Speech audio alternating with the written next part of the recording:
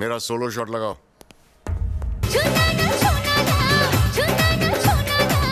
ক্যারিয়ারের মোড় ঘুরিয়ে দেওয়ার জন্য অনেক সময় একটি সিদ্ধান্তই যথেষ্ট। বলিউড অভিনেত্রী কঙ্গনা রানাওয়াতের অভিনয় জীবনেও এমনই এক মুহূর্ত এসেছিল। তার একটি ফিরিয়ে দেওয়া কাজ আরেক বলিউড অভিনেত্রী বিদ্যা বালানের ক্যারিয়ারের সবচেয়ে সফল ও অন্যতম সেরা কাজ হিসেবে স্বীকৃতি পায়। এখন প্রশ্ন, এটি কোন সিনেমা যার রাতারাতি ভাগ্য বদলে দেয় বিদ্যার?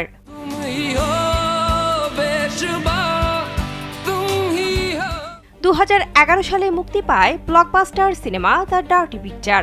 ভারতীয় গণমাধ্যম সূত্রে জানা যায়, এই সিনেমার কেন্দ্রীয় চরিত্রের জন্য নির্মাতাদের প্রথম পছন্দ ছিলেন কঙ্গনা রানাওয়াত, কিন্তু অভিনয়ের প্রস্তাব পাওয়ার পর কঙ্গনা তা প্রত্যাখ্যান করেন। পরবর্তীতে বিদ্যা বালানকে এই চরিত্রের জন্য বাছাই করা হয়।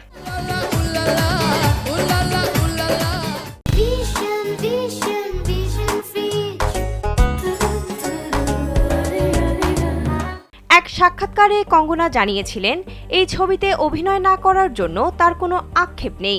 বলেছিলেন, আমি সবসময় বলেছি দ্য ডার্টি পিকচার একটি দুর্দান্ত সিনেমা। আমার মনে হয় না যে আমি বিদ্যা বালানের চেয়ে ভালো অভিনয় করতে পারতাম। তবে মাঝে মাঝে মনে হয় আমি তখন এই সিনেমার সম্ভাবনাগুলো পুরোপুরি বুঝতে পারিনি।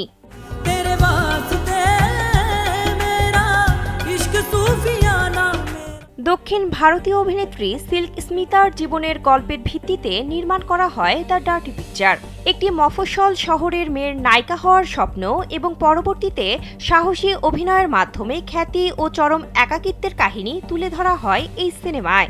বক্স অফিসেও সিনেমাটি অভাবনীয় সাড়া ফেলেছিল। সে সময় বিশ্বব্যাপী সিনেমাটি মোট আয় করেছিল প্রায় 116,55,00,000 ভারতীয় রুপি। সিনেমাটি পরিচালনা করেছেন মিলান এবং প্রযোজনার দায়িত্বে ছিলেন একতা কাপুর। এই সিনেমার মাধ্যমেই বিদ্যা বালান তার ক্যারিয়ারের শ্রেষ্ঠ সময় পার করেন।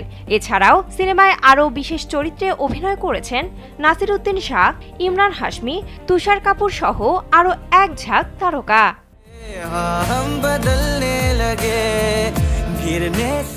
বিনোদন ডেস্ক, কালবেলা।